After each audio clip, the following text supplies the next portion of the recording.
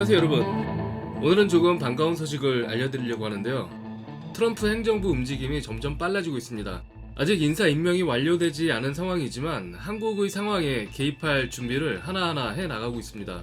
한국의 정치 상황이 정상화되려면 무엇보다 윤석열 대통령이 대통령직에 복귀가 되어야 되겠죠. 탄핵이 되면 그 후 정치판도 문제지만 그 전에 국민들이 가만히 안 있을 겁니다. 현재 지지율을 봤을 때 당연히 큰 난리가 날 것 같아요. 미국 트럼프 대통령도 한국 정치에 대해서 취임 직후 언급했었던 적이 있었죠.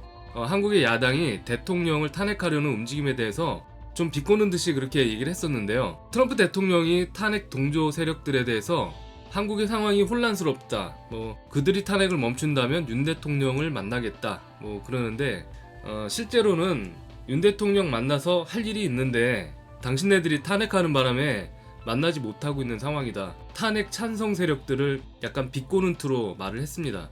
그 비꼰다는 증거를 제가 한번 보여드릴게요.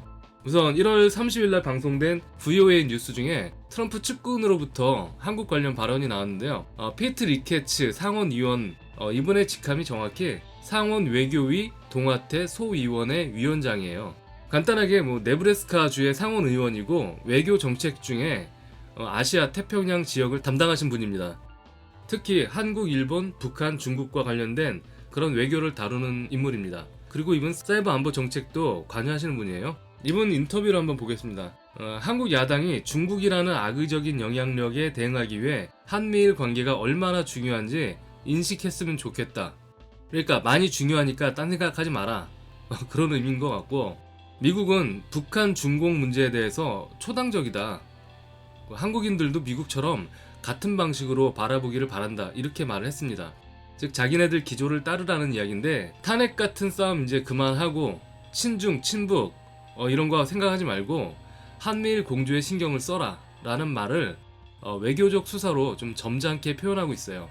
저 상원의원의 말은 트럼프 대통령이 한국에서 벌어지는 탄핵 사태를 어떻게 생각하는지 알 수 있는 단서가 됩니다. 외교적으로 하는 말 치고 사실 저 정도 발언은 비교적 강경한 편이죠. 직설적이고 그렇게 표현했다고 보시면 됩니다. 리케츠 상원의원하고 또 한 명 더 있어요. 영김이라는 분인데 이분 한국계 미국인 하원의원입니다. 그러니까 이 두 분이 소위원을 같이 꾸려나가실 거예요. 영김 이분도 북한, 중국에 대해서 상당히 강경한 인물로 알려져 있습니다. 중요한 것은 이분들이 이끄는 소위원이라는 것이 미국의 아시아 정책 방향을 설정하는 일을 하고요, 미국하고 관계 강화를 추구하는 그런 위원회라는 것입니다. 특히 한반도에 대한 현안들을 좀 심도 있게 논의하고 결정할 조직이라고 하는데요. 여기서 심도 있다는 말을 좀 곱씹어 봐야 하는데, 지금 미국이 한국과 동맹 관계로서 가장 큰 걸림돌이 되는 것이 친중적인 정치인들이 반중적인 입장인 윤 대통령의 직무를 정지시켰다는 사실이 가장 큰 걸림돌입니다. 미국 입장에서 윤 대통령을 복귀시키는 것이 트럼프 대통령이 일하기가 가장 편합니다. 그래서 이게 가장 우선시되는 일일 것 같고, 만약에 이게 실패를 했을 때는 플랜 2 이 정도가 되겠죠. 누가 정권을 잡든지 미국의 아시아 태평양 전략을 따르게 만드는 작업이 추가가 될 것 같습니다. 만약 그렇다면 한국의 그 친중 정치인들이 미국 말을 잘 안 들으면 좀 강경하게 폭력적으로 나올 수도 있을 것 같아요. 폭력을 쓴다고 해서 때리고 이런 건 아니고요. 정치적인 압박을 하겠죠. 미국이 한국을 한 방에 길들일 수 있는 옵션들이 있어요. 많이 아시겠지만 바로 중국 간첩, 그 다음에 부정선거, 또 탄핵 소추할 때 윤 대통령이 반중 반북을 해서 탄핵을 한다, 이 문구를 넣었었죠. 물론 지금은 그 문구를 뺐지만 말이라는 것이 한번 내뱉은 말은 또 주워 담을 수 없는 노릇 아닙니까? 그래서 이 카드 한 방이면 한국의 친중 반국가 세력들을 한 방에 조져놓을 수가 있어요. 특히 한국이 그 A웹을 통해서 중국을 배경으로 국제적인 부정선거에 가담했다는 사실은 한국 정치에 폭탄을 떨구는 것과 똑같습니다. 그래서 이 카드는 반드시 쓸 거라고 보고 있어요. 저 두세 가지 옵션 중에서 그래도 가장 빠르게 이 적폐 세력들의 싸다기를 날릴 수 있는 게 바로 부정선거, 중국 공산당을 뒷배경으로 한 부정선거 카르텔을 조지는 거, 이 옵션으로 한국의 적폐 세력과 중국 공산당을 동시에 길들이는 작업을 시작할 겁니다. 실제로 어제 오늘 뉴스에 자주 등장하는 말이, 트럼프 행정부가 구성이 되면서 중국 간첩들을 잡아들이는데 속도를 내고 있다. 이런 뉴스와 기사가 이미 나오고 있습니다. 그렇다면 우리 윤석열 대통령은 과연 대통령직에 복귀를 할 수 있을까 하는 문제가 있는데, 지금 헌재가 헌법재판소가 굴러가는 상황을 봤을 때 좀 비관적이긴 해요. 대통령 지지율이 60% 이상 되면 사실 탄핵을 할 수가 없다는 점은 다들 아실 겁니다. 그래서 이 친중 반국가 세력들이 꼼수를 쓰고 있는데요. 바로 다음 대통령 후보에 대한 인기도 조사에 집중을 한다는 것입니다. 조기 대선이죠. 그러면서 현재 대통령 지지율은 조사를 안 하고 있는 것 같아요. 민주당이 하지 말라고 압박을 했었던 것 같습니다. 지난번에 조사 없이 방문한다고 호들갑 떨었었잖아요. 아마 그런 이유 때문인 것 같은데, 이거 우리 국민들이 직접 조사기관에 의뢰를 좀 해봐야 되는 거 아닌가 싶어요. 좀 알아봐야 될 것 같아요.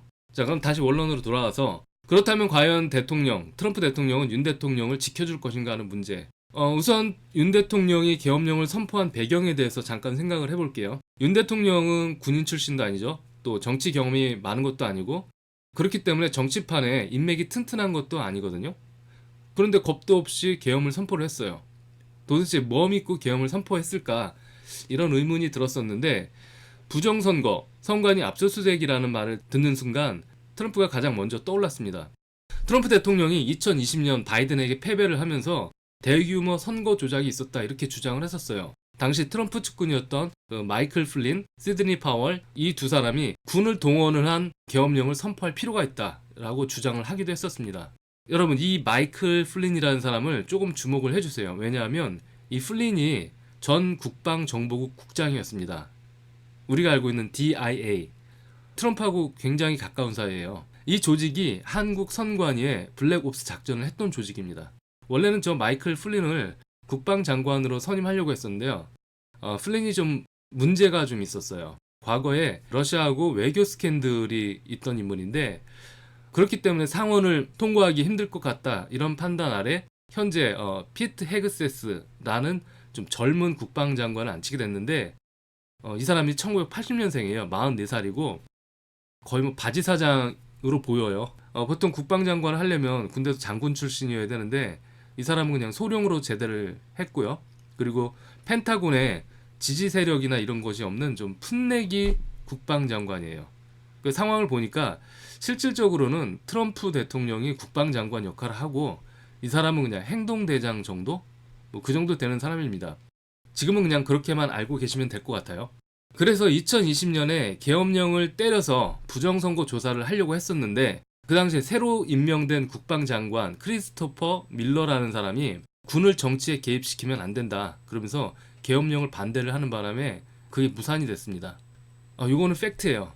윤 대통령이 계엄령을 선포를 하고 또 선관위 부정선거를 조사하겠다라고 했을 때 당연히 트럼프가 가장 먼저 떠오르겠죠. 그리고 트럼프 그 최측근인 마이클 플린 전 DIA 국장이 있다는 사실은 한국 선관위에 있던 중국 해커 체포에 트럼프하고 플린 그리고 윤석열 대통령이 한 팀으로 일했을 가능성이 큽니다. 이런 뒷배경이 있기 때문에 윤 대통령이 계엄령을 선포할 수 있었던 것으로 저는 보고 있어요.